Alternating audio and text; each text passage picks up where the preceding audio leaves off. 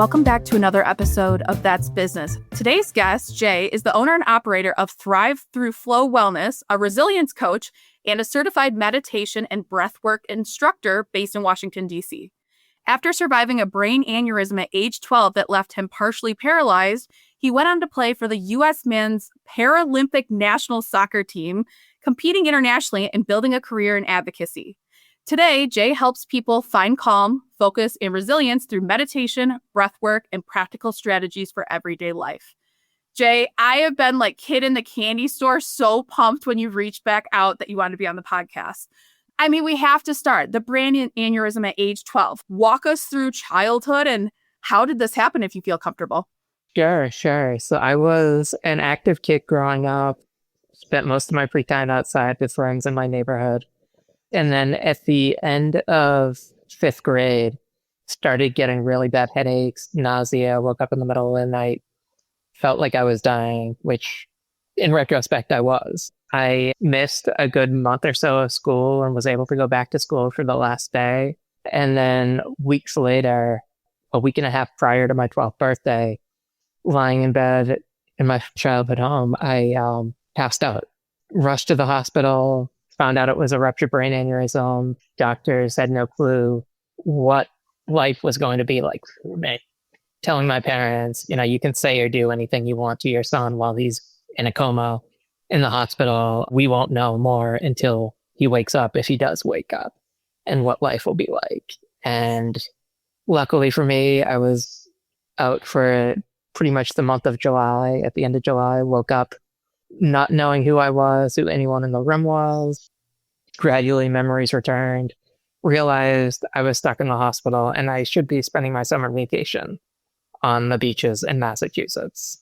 So did everything in my power that a 12-year-old kid could do to kind of regain my strength and get back to the life I had almost lost. And I'll be honest, decades of rehabilitation, decades of not knowing which way was up. And part of the reason I do what I do today is because meditation, breathwork helped me recover so much. Taking a step back for a minute, I mean, that month before the aneurysm started, were you just home from school, or was it like doctors doing testing and they just missed the potential of this aneurysm happening? Or do you remember what that month was like? It was going to the pediatrician that I went to growing up, him diagnosing a virus. No real way to know that it was a brain aneurysm leaking inside my head. Prescribing Tylenol with codeine and sending me home to just be a zombie on the couch because I was drugged up on Tylenol with codeine for a month. Oh my gosh. And coming out of that coma, I mean, not knowing anything, your own parents and everyone in the room, I mean, where did they start with the rehabilitation? What were kind of your first memories or where that kind of came to be? I mean, 12 years old. Gosh, that's crazy. Yeah, I remember being in the hospital and nurses and physical and occupational therapists coming in to just stretch my legs and arms out because they didn't want my limbs to atrophy. Right. And it was painful. I had no desire to be there. And I'm yelling at them to get out of my hospital room because I need to get changed into my bathing suit so I can go to the beach. And just struggling for what seemed like hours, but was probably only minutes, trying to will my body to work to get up out of bed so I could enjoy my childhood. Right. Oh my gosh. Now, you mentioned breathwork helped you through a lot of this. So when did you kind of first hear about it, or when did you first experience it yourself? So about 15 years ago, I took my first Qigong meditation class, Qigong and Tai Chi class at a local yoga studio. And that was my official introduction into meditation, into breathwork. I see breathwork as a form of meditation and meditation as a form of breathwork. And even prior to that, as an athlete, I used meditation to calm myself during training camps prior to tournament games. One of my teammates was very forward thinking in the sense that he tried to introduce some of the younger guys on the team to meditation practices, mindfulness practices to kind of get into the zone prior to games. But it was Tai Chi and Qigong that really got me interested into the healing properties of meditation, of breath work. After practicing Tai Chi and Qigong for the better part of a decade, I explored breath work. I've explored Reiki sessions. I'm actually also a master level Reiki practitioner. So I practice Reiki on myself, my family members, and friends from time to time. And then that got me into breath work. And it started out with, the Wim Hof techniques, kind of super ventilation techniques that allow you to get energized first thing in the morning. And then that exposed me to other techniques and modalities that allowed me to really understand the healing property of just your breath, of calming yourself when you're in stressful situations, how you can kind of incorporate different techniques into your day-to-day life. So when something out of the ordinary happens, when something stressful happens, you automatically kind of start breathing in a certain way that will calm you down and allow you to perform at your best. In this practice, for those of you listening that may not know this, and I love that you tied in being a professional athlete into this because it is huge. I remember finding out that most hockey players also do yoga or do a lot of the meditation breath work.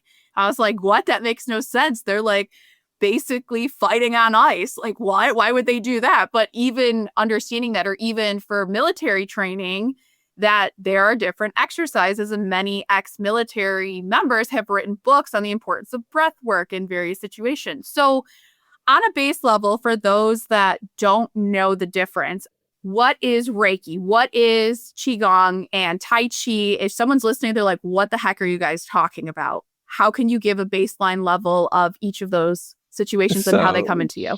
Tai Chi is a martial arts that incorporates breathing and meditative practices into the martial art. Qigong is the meditation associated with Tai Chi.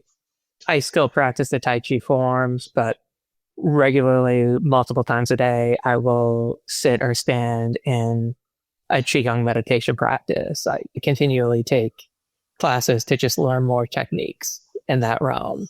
Reiki is energy work where you're using your hands to draw energy through your patient. And similar to acupuncture, where acupuncture points are being focused on during a session, you're focusing on different, essentially acupuncture points or acupressure points to draw energy to certain parts of the body. And typically the Reiki energy will flow to where it needs to flow in an individual's body. When you're doing a section on them, I've found myself doing sections on myself and I don't even realize it. And when I finish, I'm like, oh, wow, a 30-minute session was the same benefit as like a 3-hour meditation session. You just get very calm and relaxed. That's great. Now, how did you come up with this idea to have this business? Because the entrepreneur journey is never an easy one and it's a tough decision to make. How did you realize, okay, there is a need for this? Like, this could be practical. So I've been practicing meditation, practicing breath work for a decade and a half now, and would give family members and friends tips on breathing exercises, on meditation. I've even tried to convince my young nephews who are elementary school age to sit with me to do a Qigong section, which did not last long because they're 8 to 10-year-olds. But, my wife, siblings, friends who dealing with something that they're talking about, and I'm like, oh, there are breathing techniques that can help you calm down, can help you settle your stomach, can help you increase your energy when you need to increase energy. One of my clients this past week mentioned waking up at 2, 3 in the morning, worried about work. And, we walked through some of the techniques we had just completed, and I let her focus on this technique, or this technique when that happens. Not a set period of time, just as long as you feel like you need to. And it should help you get back to sleep rather quickly.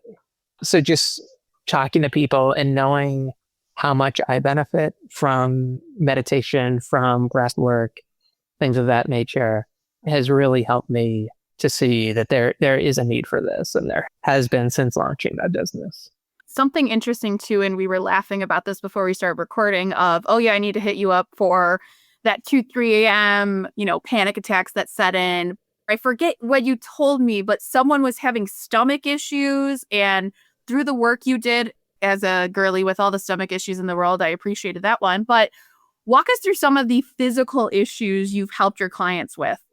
Yeah, so the stomach issues, I have a couple of family members who had stomach issues, and I've incorporated techniques into a slow breathwork session for them to kind of help resolve some of those issues. As much as my wife would like to say she does it regularly, she does not, but I'll every once in a while say, we should do a session, this weekend or tonight to try to help you deal with what you're dealing with, or, a sibling who's having similar types of issues, dealing with that. I find for myself, just the focus and the attention that you need to get through a workday these days with emails coming in.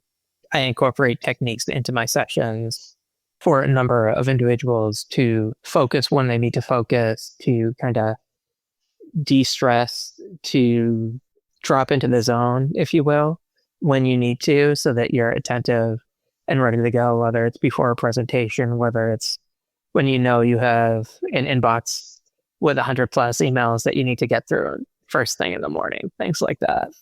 We live in a world now where work never shuts off. And especially if you work remote, I feel personally it's nonstop. And then it gets to the point where personally I burn out, and then I let my texts get up to 30 some texts. Not that I'm so popular, I'm just not responding. And it's so important. Something that had resonated, you had said to me in one of our first sessions when we first met, was you have time to do it. I think you had said it, you could do as little as 5 minutes, you could do as long as an hour, but what you had told me was all the advocacy work you do, owning your own business and all the craziness, you still wake up and do this every single day. And that to me is just like mind blowing. But we wake up every day, play on social media. We wake up every day and do stuff that's not healthy for us. So I know that was probably like a year ago, but that has forever stuck with me. Of when I say I'm too busy to do something for myself, I got a little Jay on my shoulder being like, no, you don't. You can do it. Come on. Yeah, I mean, it's one of those things that I got into training first thing in the morning when I played soccer on the Paralympic National Team, and continued to do that long after I stopped playing. I would get up and bike or run or lift weights every day. And as I've gotten into the Tai Chi, the Qigong meditation, the breath work, I'm up at, 5 a.m., either doing a breath work session or a Qigong session. During my lunch break, I'll do a quick 15, 20-minute session. And then after work, often I'll do an hour session, if not longer, just to kind of downregulate after the workday, to relax, to de-stress, and to step away from that work that I've been working on all day. Being on the Paralympic National Soccer Team, I mean, incredible. That's amazing, first of all. But developing these habits so young and just doing this, you traveled internationally. I remember you telling me all these stories from it, but how did you kind of build up that regimen of, I'm going to wake up and do this? Because it'd be easy to just give it up when you were off the team. But how many years were you on the team? And when did this kind of like really set in where you're like, I'm waking up, I'm doing this?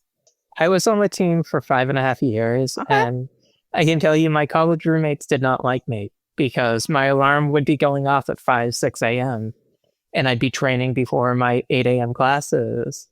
And it was just one of those things. I was trying to make the team that competed in the Athens Paralympic Games.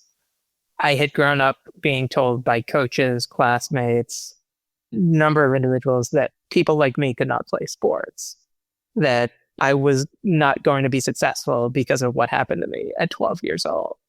So I think the training after I stopped playing on the national team was, I still need to stay active. Being an individual with a disability, I know how important my mobility is because I lost it for so long. So I wanted to stay in shape.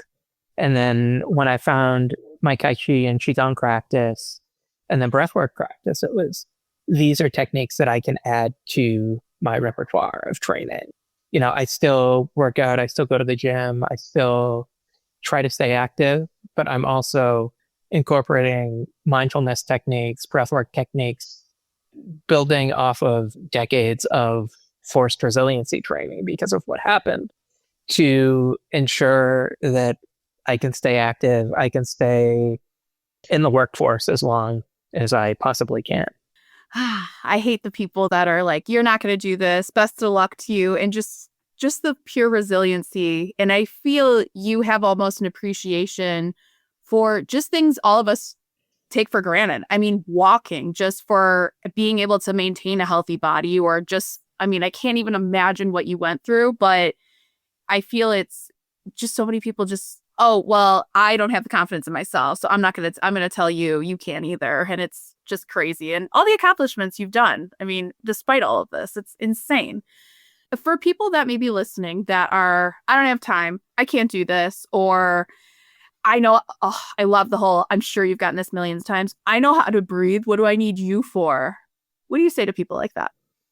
I say, yeah, we all know how to breathe, but how often do you focus on your breathing mechanics? Your inhale, your breath hold, your exhale, your breath hold.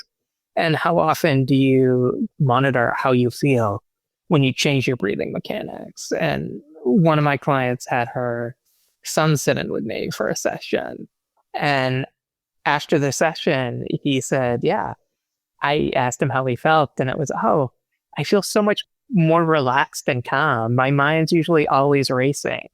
And after the session, I feel so much better than I did before. And a lot of my sessions are exploratory sessions where I'm incorporating different techniques, whether it's box breathing. So you breathe in, hold, breathe out, hold for the same breath count. So 4 seconds in, you hold for 4 seconds, you breathe out for 4 seconds, you hold for 4 seconds. And I transition to different techniques throughout a half an hour to an hour long section just to get a baseline of where the individual is with their breathing mechanics, what techniques they might benefit from, and also just having a conversation with them. Well, what are you looking for? You can increase your athletic performance with certain techniques. You can find calm, focus, and ultimately resiliency with other techniques, whether it's breathing light or superventilation techniques. Those all have a different impact on your system. Do you need to downregulate after an intense training section? What are we going to do there? Or do you need to kind of get yourself energized and upregulate for a task at hand later in the day, whether it's an athletic game, a big meeting at work, whatever it might be? What can we do for you to give you techniques that can benefit for you? Because honestly, prior to my starting Qigong meditation through the Tai Chi classes, I didn't focus on my breathing. And I can tell you that when you start focusing on your breathing, you'll be amazed at the reaction your body has and the reaction your mind has in different situations. Maybe someone listening doesn't realize they need to do more breath work. What are some of the physical signs or feelings outside the obvious, the anxiety waking up at 2 a.m., but what are some of the smaller ones you see that you're like, no, you need to do this and that will fix that issue? It depends on the individual. From, you're an athlete, but you're starting to get winded when you're training where you weren't before. What can we do to kind of improve your breathing mechanics and allow you to function better? You hear so much about mouth taping at night, and that's because at night you're not cognizant of the fact that you're not breathing through your nose. Something as simple as just focusing on breathing in and out through your nose, breathing slowly, breathing lightly, can kind of change your system. It can allow you to increase your stamina. It allows you to do so much and focus better, things like that I was not aware of until I started investigating different breathing techniques, different trainings I've taken over the years. That's so awesome. Now, Jay, as we wrap this up, what advice do you have for listeners? I would say the meditation and breathwork instructor, and they would say, just continue to be mindful of your breathing, what you're doing day to day, and honestly, just keep chasing your dreams. I had no idea that a brain aneurysm would lead to a stint on the U.S. Paralympic National Team. It would lead to a career in advocacy, and ultimately me founding meditation and breathwork and now teaching individuals, whether it be individual sessions, group sessions, corporate trainings, things of that nature. Wow. Jay, you've been incredible. You exceed every expectation every time we talk. So if you're listening to this, and I'm sure you need Jay, head to the show notes to check him out and tune in again next week for another episode of That's Business.